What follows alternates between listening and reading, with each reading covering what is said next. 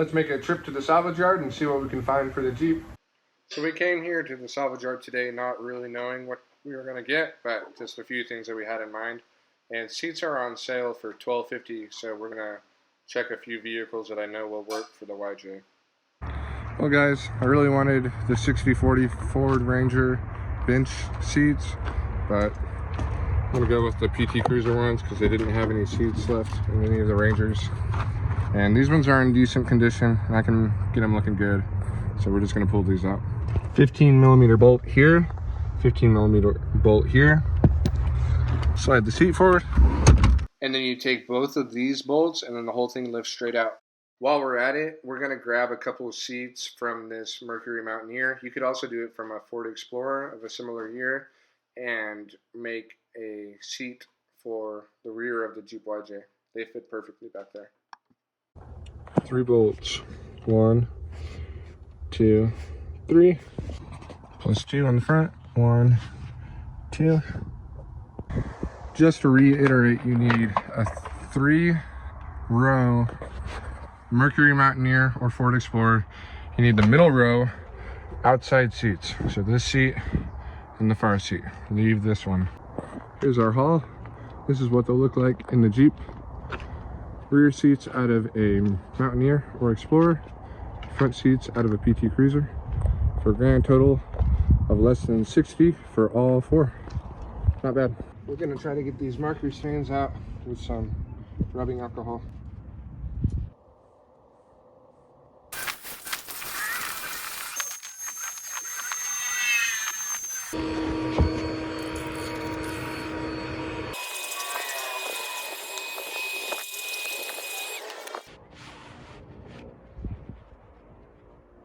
Probably 30 years of arm dirt.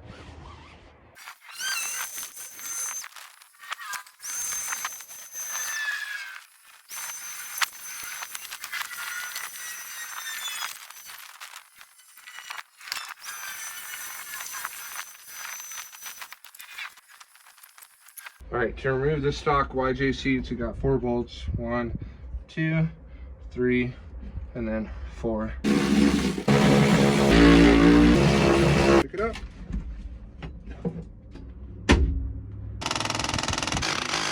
You gotta slide it to gain access to the other ones. Right here, right here. We're gonna remove the actual YJ seat sliders. There's 4 bolts. And then see if the PT Cruiser sliders were bolt to the YJ seat bracket.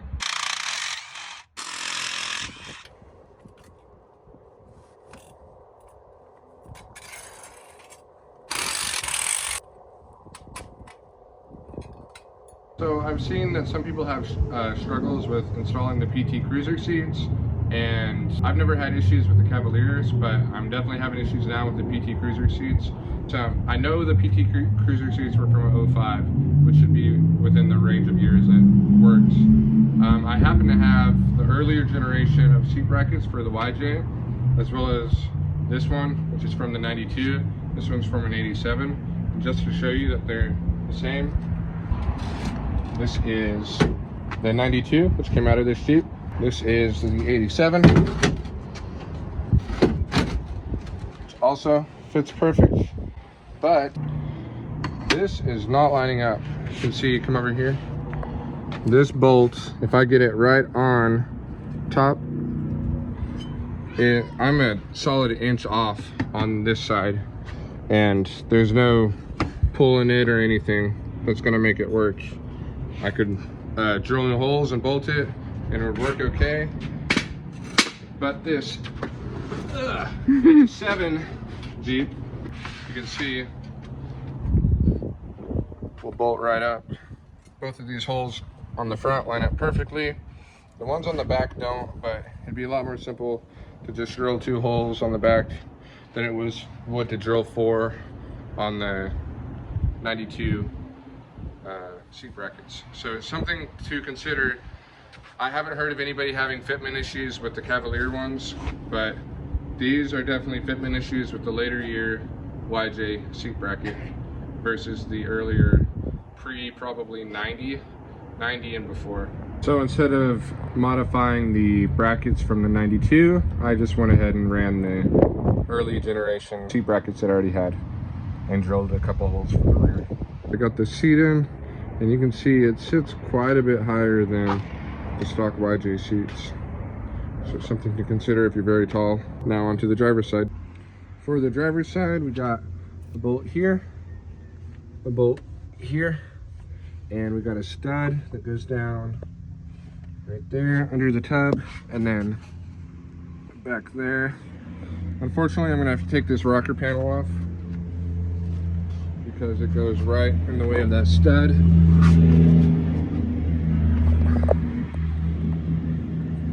Right there. And the other one is right there.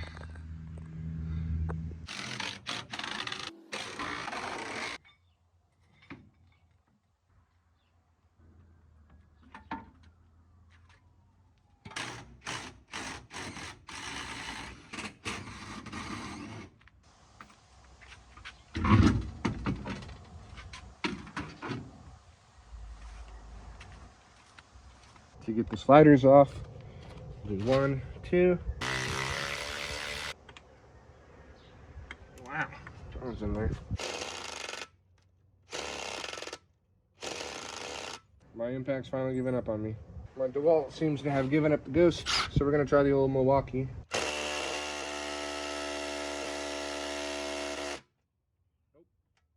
Let's try the dinky little Bauer. Wow. Earthquake, maybe?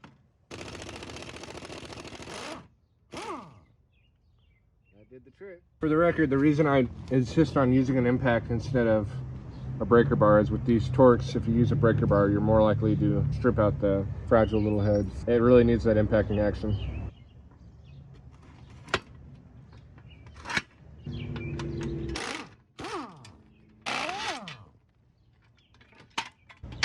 Now we take the sliders off with the 4 torques underneath the sliders.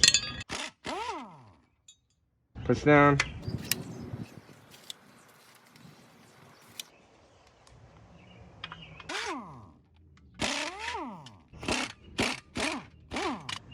Take the PT Cruiser seats apart. I know this is overkill, but it's what we already hooked up. Need a little Phillips head.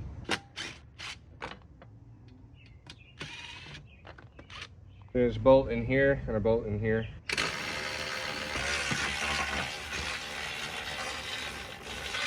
This is from the pre-90 seat bracket. Doesn't look like it's bolting up. About ½ an inch off, maybe more. So let's check our 92 seat bracket. There's nothing holding these two together. So theoretically, we could just bolt it on and see if it'll bolt to the tub. Let's do that. That hole right there, there's a threaded nut right here. This needs to open up that way, away from me. So I'm gonna open that up. I'm gonna do it with my die grinder. I'm gonna get some air in there. The chips that these die grinders make are absolutely the worst. They're like little daggers. So I'm just get them away from my work area. Okay, now I'm gonna get this trim piece away so I can get a socket on there.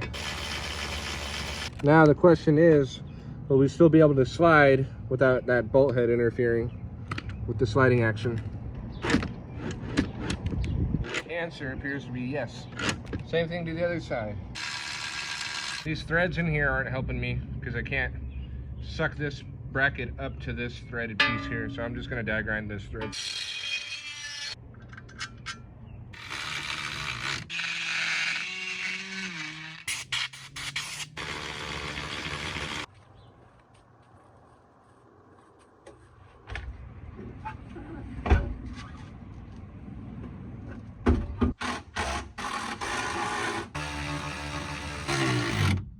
So our middle console isn't fitting.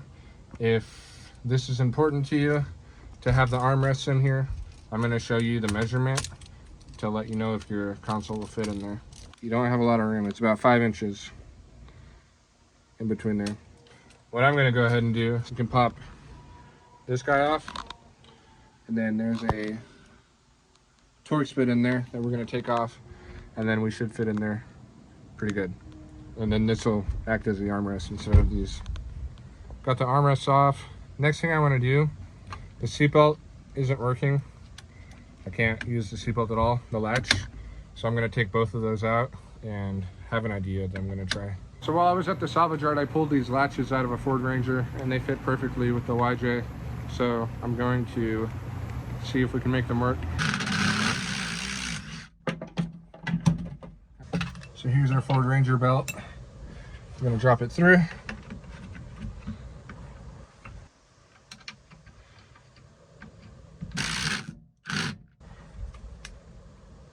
Just realized something that might be kind of cool. This is the seatbelt that came out of the PT Cruiser seat. If you remove that staple right there, you can pull it out, and then we should be able to reuse that to keep the Ford Ranger seatbelt from dangling in annoying spots. So we're going to try to feed that through, pull it all the way down to about right there.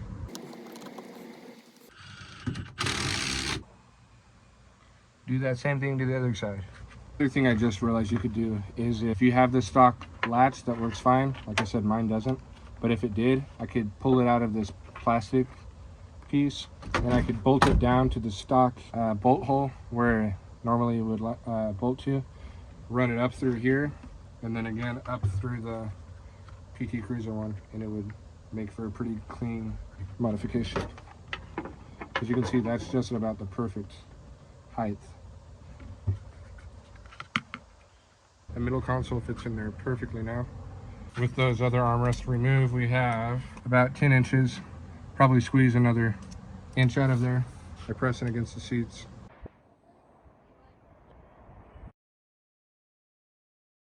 These are Cavalier seats, if you're interested in those. It's what I'm running my personal YJ. The PT Cruiser ones I'm just flipping.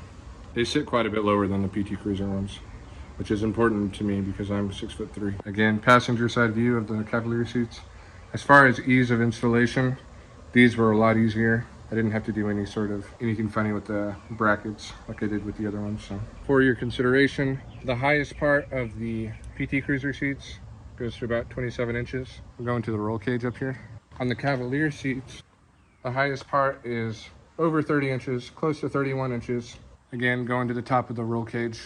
And that makes a big difference if you're tall. In the other YJ with the PT Cruisers, my head is hitting against the little spider web shape that's in there.